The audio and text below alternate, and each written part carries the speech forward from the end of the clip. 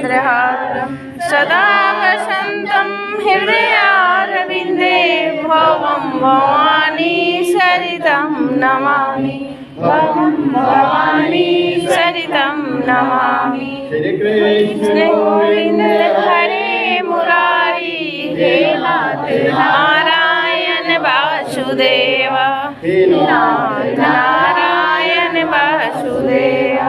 लीलां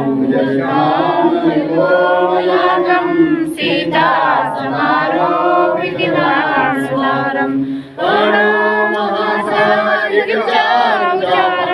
नमामि रामं रघुवंशनाथं नमामि रामं रघुवंशनाथम्। ओम मंत्रेण क्रियाहि भक्तिः जनार्दनं यत्पूजितं मया देव परिपूर्णं तदस्तु।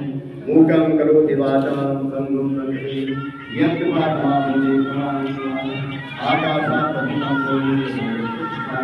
पतितं प्राणियों में विश्व का कल्याण हो। भारत माता की जय। गौ माता की जय। गंगा मैया की जय। यमुना मैया की जय। सरस्वती मैया की जय। लक्ष्मी मैया की जय। चारों वेदों की 18 पुराणों की जय हो। शास्त्र की जय हो। लक्ष्मी नारायण भगवान की जय हो। लक्ष्मी माता की जय हो। शंकर भगवान की जय हो। सरस्वती मैया की दरबार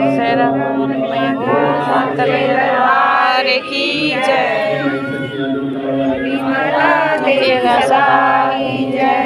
ओम नमः हर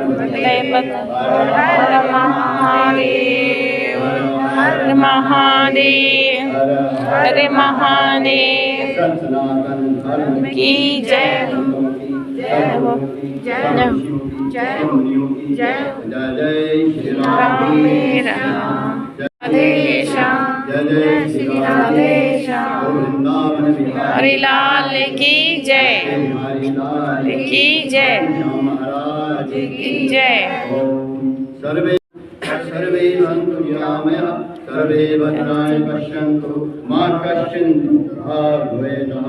ओम आवाहनं न जानामि विसर्जनं पूजां चैव न जानामि क्षम्यतां परमेश्वरः। मन्त्रपुष्पाञ्जलि समर्पयामि।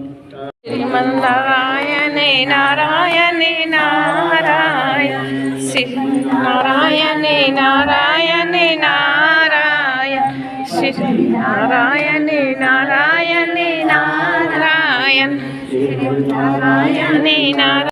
काल है, इतने साल इतने महीने इतने दिन वो लिख देते हैं और पट्टी जो है ना वो अंदर को कर दी, यहाँ कोई दूसरा पढ़ ही नहीं पाया।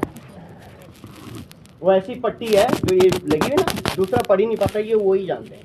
तो भगवान से बैठ के वहाँ हम ये थोड़ी देर पूछें कि प्रभु मैं दुनिया में क्यों आया, और अगर आया तो मेरा कर्म क्या क्या है, क्योंकि मेरी मनुष्य योनि है।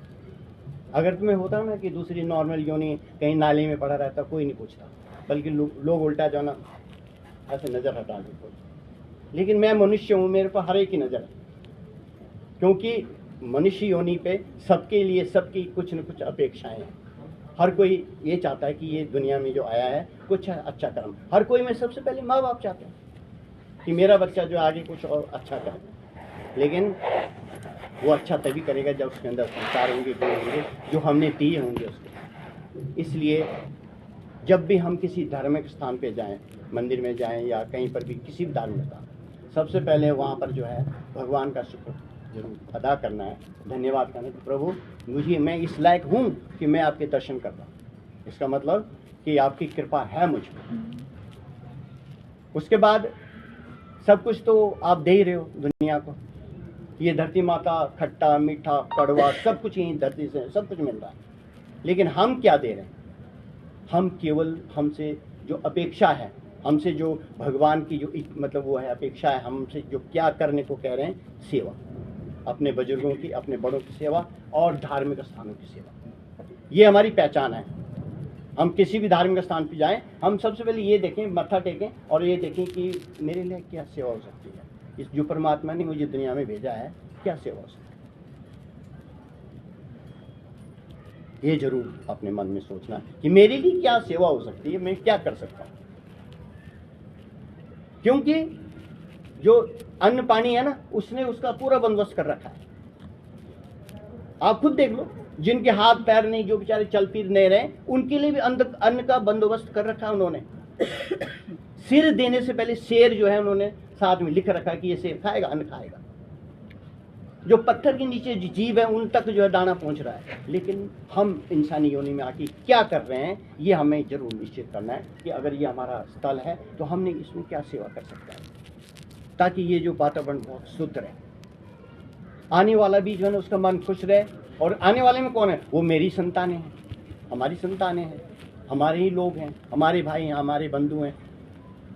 ये एक सोच जो है गीता में, जब भगवान कृष्ण ने जो गीता में एक शब्द लिखा है वसुदेवो कुटुंबकम, सबसे पहले एक ही सोच है कि धरती पे रहने वाले सब लोग हमारे हैं।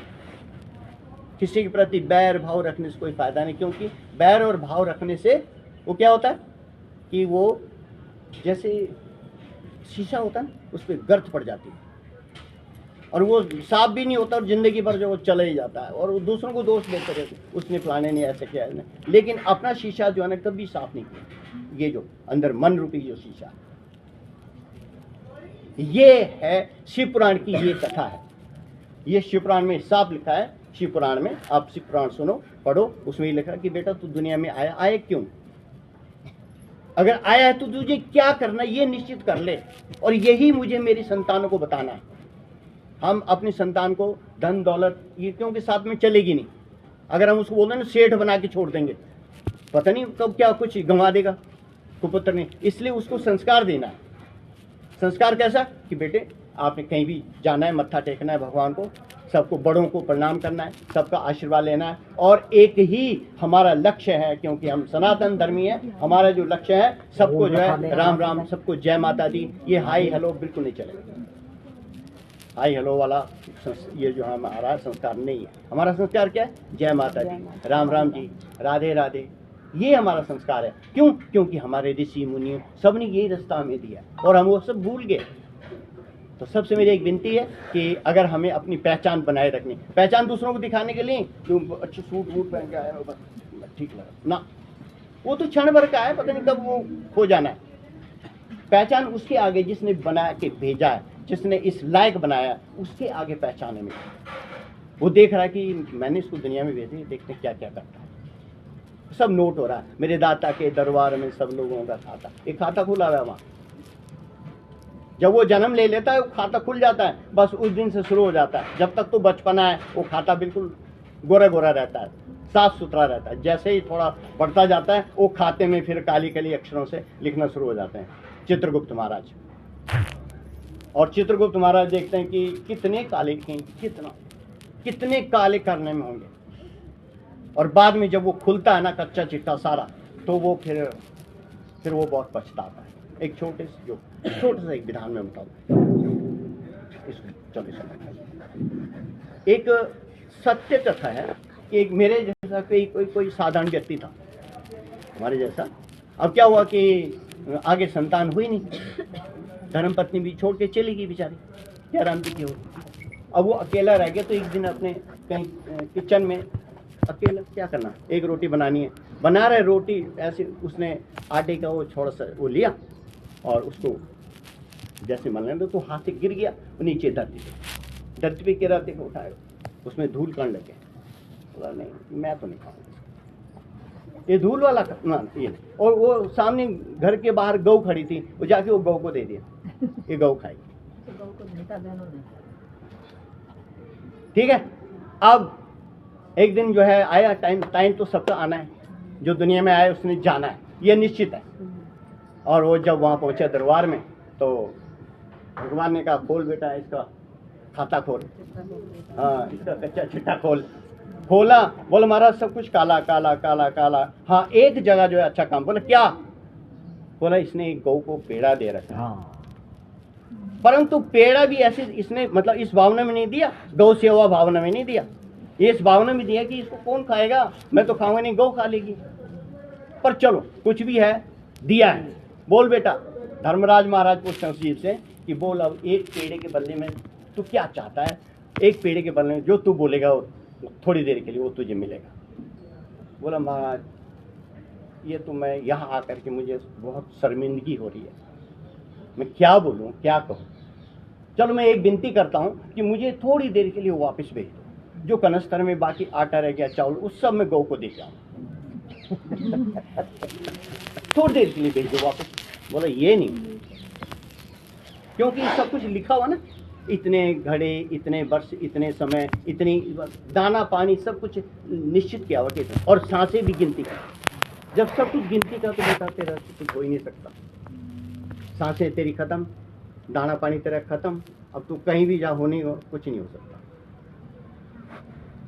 अब ऐसे पछताने से क्या होगा। इसलिए हमें भगवान ने जब इस दुनिया में भेजा ना, तो हमें अपने आप को इस तरह बना के भी करना चाहिए कि जैसे हम दूसरों के दोस्त तो गिनाते रहते हैं, लेकिन कभी अपने दोस्त हम बैठ के शुरू करें। शुद्धिकरण उसे कहते हैं। मन का अगर शुद्धिकरण करना है ना, तो हमें अपनी बुराइयों को पहले झांकना है अंदर कि क्या क्या बुराइयां मेरे अंदर। एक चीज निश्चित है, और बताऊं मैं आपको, बिल्कुल सच्चाई है, जब बंदा बीमार हो जाता है ना, अंतिम समय आ जाता है, बहुत ज्यादा नाना प्रकार की बीमारियां घेर लेती हैं, तो यमराज के दरबार में जाने से पहले उसको जो है शुद्धिकरण किया जाता है। भगवान यमराज जो है, मतलब धर्मराज महाराज, उसके जितने कष्ट, जेलें, जितनी गंदगियां हैं उसके शरीर के सब साफ करते हैं, यानी क्षण भर के लिए उसको बिल्कुल शुद्ध कर देते हैं। वो भूल जाता है मैं बीमार था, अच्छी तरह बोलना शुरू कर देता है। बस समझ लो कि उसका, जब वो समझ लो बीमारियों के बाद भी बिल्कुल उठ गया, बैठ गया, कल तक जो लेटा पड़ा था। और क्यों? क्योंकि उसका शुद्धिकरण हुआ। दुनिया में जाने से पहले सब कुछ तो मिट्टी है, उस मिट्टी का शुद्धिकरण के लिए उसका भगवान ने शुद्धिकरण किया। तो यहाँ मतलब जब उधर उसके दरबार में जाए तो ये पवित्र हो गया है। इसकी बुराइयां सब, जितनी भी इसने गलत काम किए, ये सब मिट्टी में इसके साथ ही दफन। लेकिन जो लिखित रूप में है वो तो साफ चलेगा, यानी जो जुबान से जो बोला गया किसी को, वो साथ जाएगा। किसी से सुना, लिया, दिया, वो सब जो है लिखित रूप में हो गया वो सब। और खाया पिया अंग लगे, दिया लिया संग चले, और बाकी सब कुछ जंग लगे। जो बच गया उसको जंग लगे, कोई फायदा नहीं। इसलिए बस उनका ध्यान करें। हे प्रभु, जो घड़ी बीत रही है बहुत अच्छा है, और कोशिश हमने ये करनी है कि गलतियां बिल्कुल होती हैं, इस गलतियां भी इंसानी रूप में होंगी। अब जो मान लो कि गौ है, ये जो जानवर हैं, ये कौन सी गलतियां कर रहे हैं? ये गलतियां नहीं कर रहे हैं क्योंकि ये पाप भी नहीं कर रहे हैं, पुण्य भी नहीं कर रहे हैं। इनका तबल बिल्कुल बराबर है। इनका जो पलड़ा है वो बिल्कुल, लेकिन हमारा पलड़ा जो है पाप का भारी है। बहुत बहुत बधाई हो आपको सबको, और जय माता दी, जय राम जी की, और धन्य है आप सब। है मैं सोची इनके बनाए हमको भी डाल देंगे।